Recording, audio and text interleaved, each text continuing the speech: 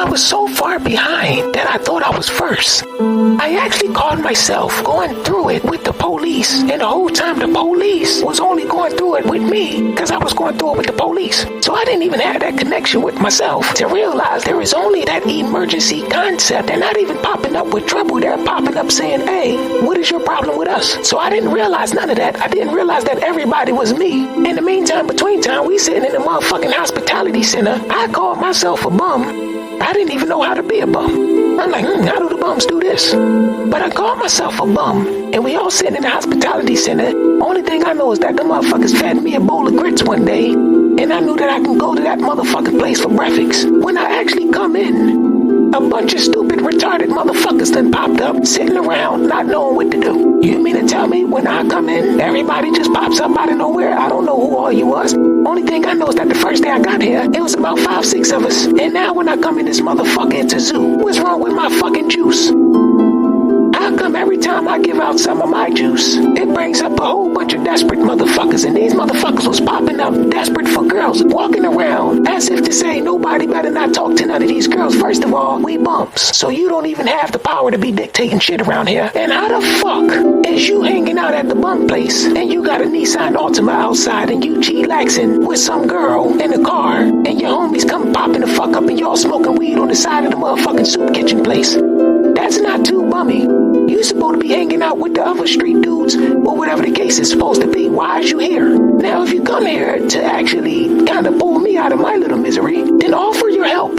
Say, oh shit, you be hanging out here? You know, yeah, that's the homeless people in there. And then I can say, yeah, I'm homeless. They be like, oh man, come on, man, get in the car, man. We gonna go over here and shit. You can chill at my crib too, man. I know you gotta hustle or something. So you don't say none of that. Instead, you in there looking for some girls. When you do shit like that, it offsets everything.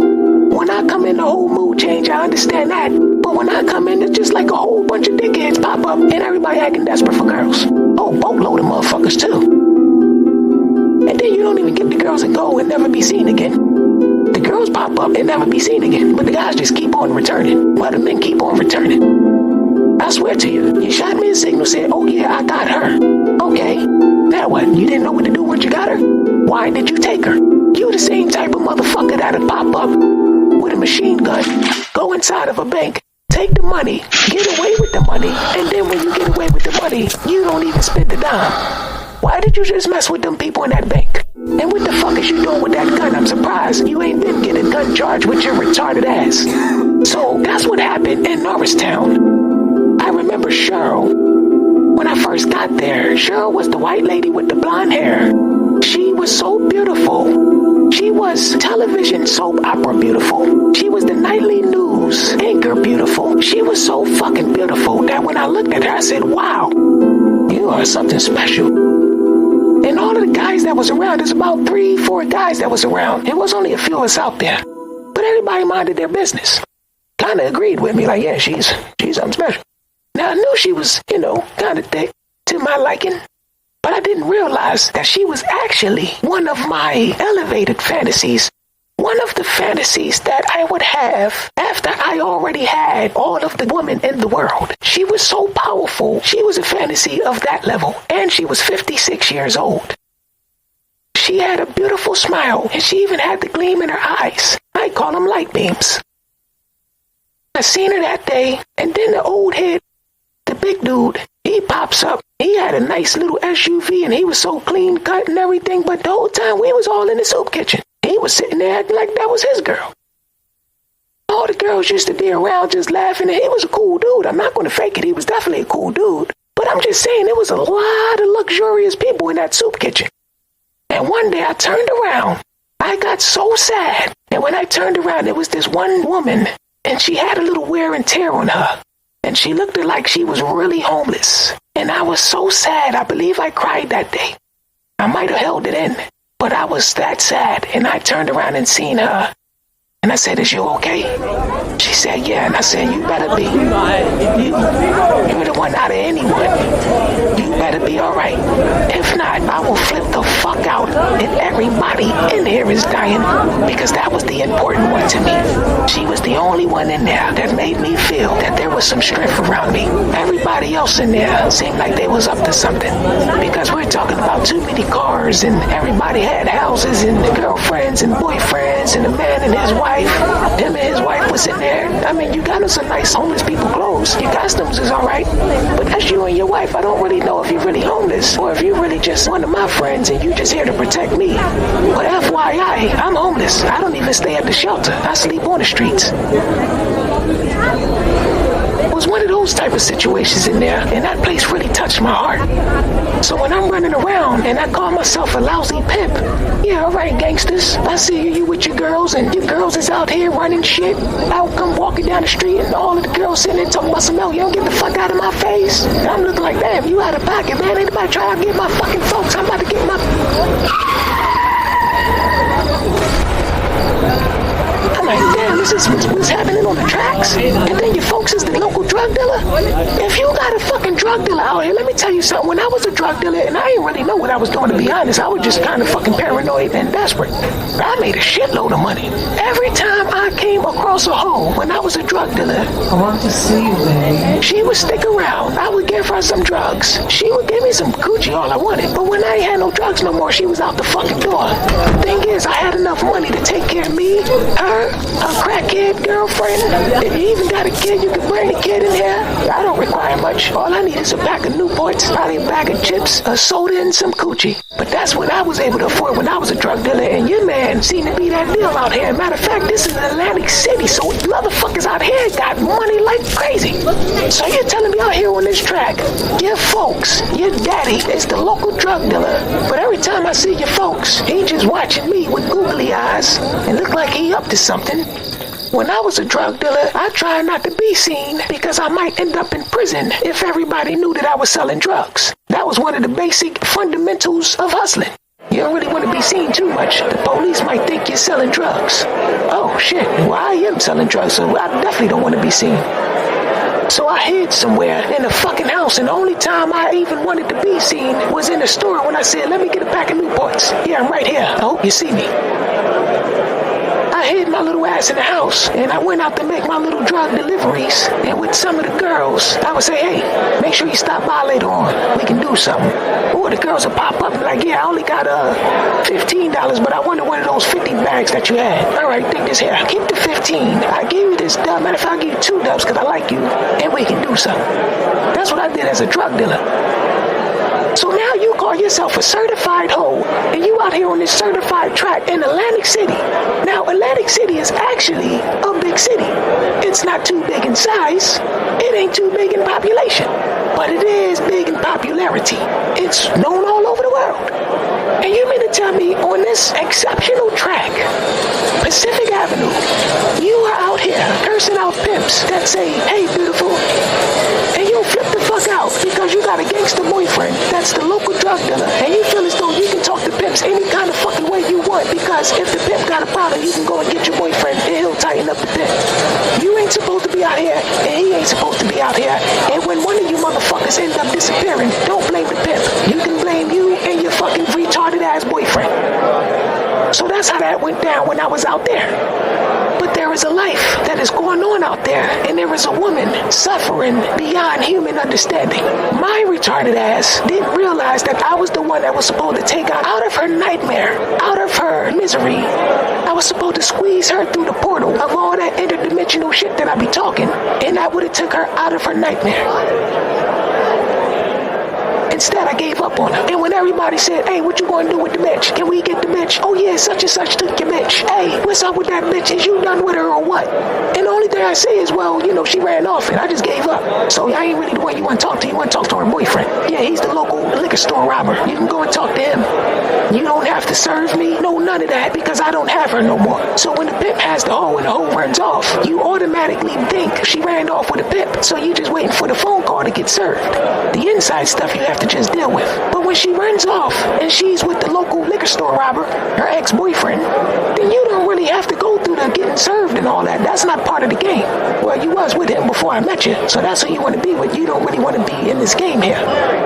Now, I'm not going to sit there and tell you if I catch you on the track and all this and all that, but I know why you want to be with him. I think one of his homies got some drugs or some bullshit like that, and you get to get drugged up and do whatever you want, but you don't even realize that every time you go and sell pussy, you ain't doing nothing but supplying you and his get high, and y'all just two drug addicts trying to get high. Well, think this here, there is a life that is actually lived out here, and people have to live a nightmare. There is a woman out here who is living a nightmare, and you and your boyfriend is playing games with her life. There is a pimp out here who is suffering beyond human understanding. You and your local drug dealer, you and your liquor store robbing boyfriend is playing games with his life. I'm gonna tell you how the world works. You shall be repaid by God. How that's gonna work for you, that's between you and God. Next time, believe in God. Leave these pimps and hoes alone. This shit is not a game to them. That goes for you and your boyfriend. So I left, and I have refused to return. And ever since I left, I did contact a few of the hoes that I knew. And these hoes ended up having boyfriends, and I'm sitting there like, well, you got a boyfriend? Oh, wow, good for you. Oh, and you selling pussy? So you're selling pussy for a boyfriend? So you mean to tell me that the pimps out there couldn't get you? Are you sure you a hoe? How the pimps couldn't get you, but you ended up with a boyfriend and you sell pussy? So you are out there playing with a pimp's life. You're playing games with a hooker's life. There are some women out there that would not appreciate what you are doing. That little Lacey, we called her the hardest worker. She went to the police car one day and she said, I got warrants. Can you take me in? The police told her, today is your lucky day. Because it's the holidays, the judges ain't working, the courts are closed. So you don't even have to go to jail today. She walked away with tears in her heart. The goddamn jail didn't even want her, and she had to stay out there and suffer. And the only thing she needed was a certified pimp to say, hey, little lady, I've been watching you. You want to go on the beach and talk? I think about her, and I pray that woman didn't die. Because if I ever return to Atlantic City, I can promise her soul, I will grab her, and I will literally take her on the beach and talk.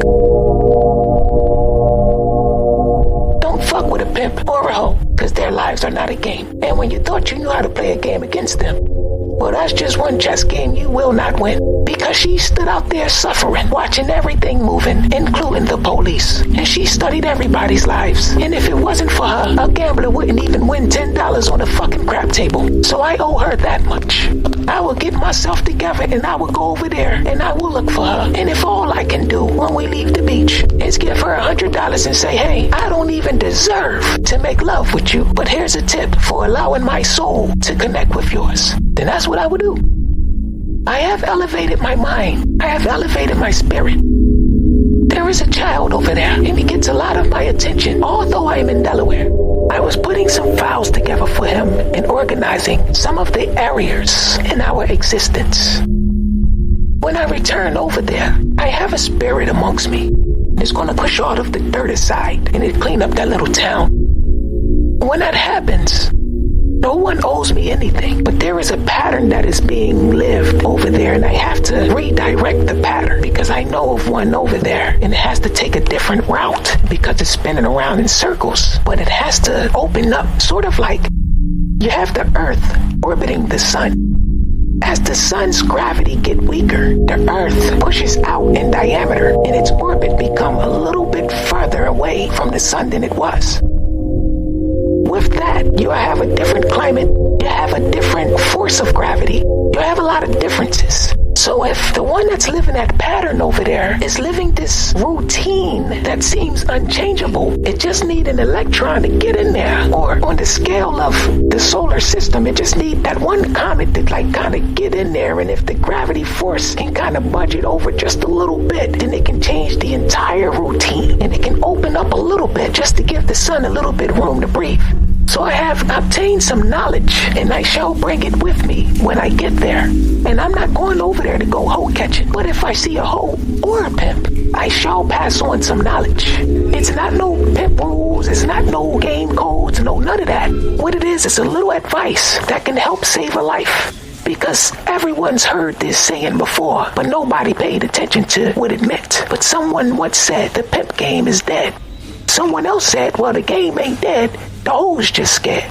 Well, both both of them are true, but you have to listen to the one that said the pimp game is dead, because somewhere in the future, that game is going to have to die so that it can open up a door for a new game to exist. But nobody really thought about, well, what happens when the game is dead? Well, don't worry about when there's going to be no hoes. Just imagine if there was no more pimps left.